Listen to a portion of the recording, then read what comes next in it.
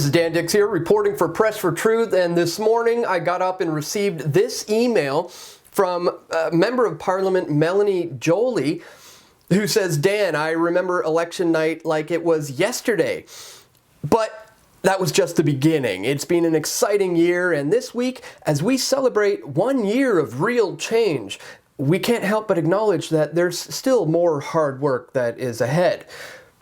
Yeah, from growing the economy for the middle class to introducing a pan-Canadian plan for pricing carbon pollution and more, we're ready. Yeah, I bet you are. But of course, it's not possible without you. So give us some money. I'm counting on you right now to give us that boost that we need right now. Really? What exactly are we funding here? It's been 1 year now since Justin Trudeau was selected to lead Canada, and it's really little wonder how this selfie-taking feminist took over the reins of power. He's been a celebrity since the day he was born. He's really the embodiment of the New World Order. He's openly a third-wave feminist, writing gender pronouns into law, and he's now spending billions of dollars, mostly overseas, on corrupt dictatorships that really oppress women and gays. And despite his claims of cutting taxes on the middle class, Trudeau has raised taxes and he's raised the cost of living for everyone. But don't take it from me, you can get it from the man himself. Here are some clips where he recently gave an interview talking about his first year in office. What would you say is the most significant change you have created for us here in Canada? Well, I think we've been very much focused on growing the economy in a way that helps those in the middle class and those working hard to join it.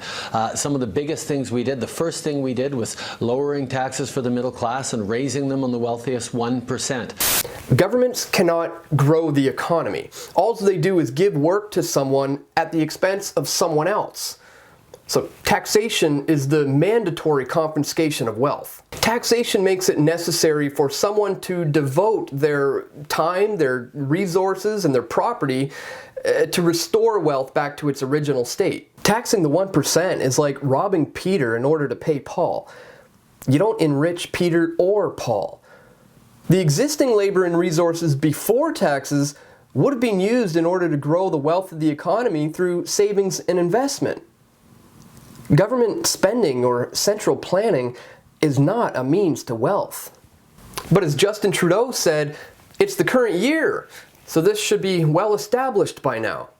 Then we brought in the Canada Child Benefit over the summer, which means more money in the pockets, tax-free every month of 9 out of 10 Canadian families, something that's going to lift 300,000 kids out of poverty across the country.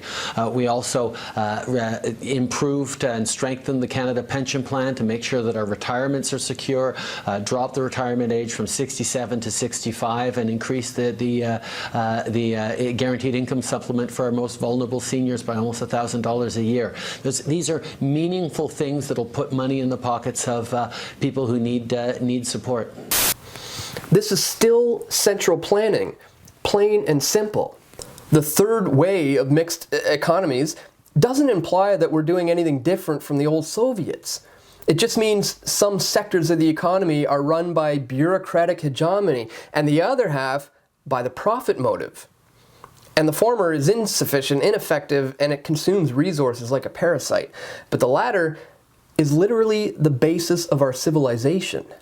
How do you boost GDP and innovation yet still bring that budget back to balance? Well, it's important to be responsible and fiscally prudent in our spending, and that's exactly what we're doing. But we know that, unlike what the previous government thought, you can't cut your way to growth in the economy. Well, that's just a bold-faced lie.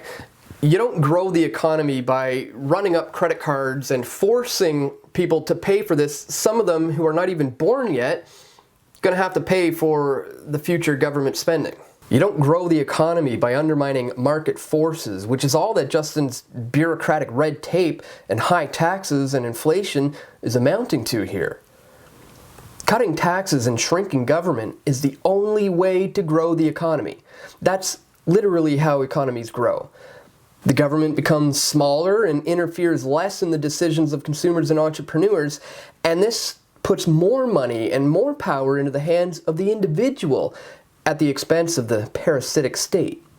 I'd recommend that Justin Trudeau tell this "you can't cut your way to growth" bit to the Bank of Canada, who thinks that cutting interest rates is going to lead to growth. If Justin were talking about the Bank of Canada's central planning, then I'd agree with him. But he's not. He's talking about taxes. He's basically saying that you as an individual cannot enrich yourself. You cannot provide a better life for you or your family, and you cannot raise your own standard of living. You need the government to do that. You need higher taxes, and you need more interference with your daily lives. There's much more to address here in this interview, like the green economy that reduces our standard of living, is piling us into cities and emphasizing light rail and state means of transportation, while the private car is demonized and carbon taxes make production unprofitable. Or how Justin identifies as a feminist, rambling on about the non-existent gender pay gap. Folks, this is only year one of a long era ahead of us, and unless Canada separates or an economic catastrophe just decimates Justin's ideologies here, it's likely that Justin's going to gain the support of Quebec and Ontario, and we could see him being re-elected in 2019. It's dark days ahead, folks. Be sure to subscribe to us here to the YouTube channel if you're new, and check the links in the description if you want to support our efforts. You can join us as a Press for Truth member or a PFT patron. And stay tuned, guys. We've got more video reports coming soon. This is Dan Dix reporting for Press for Truth. People are curious as to why you flip-flopped on C-51. I didn't. I was consistent the whole way through that I think it doesn't get the balance right between protecting our security and protecting our liberties. That's why I'm committed to repealing the problematic elements of it. It seems to me that it's not what the people want, though. Well, you know what? They have an opportunity to vote and decide what they want in this upcoming election.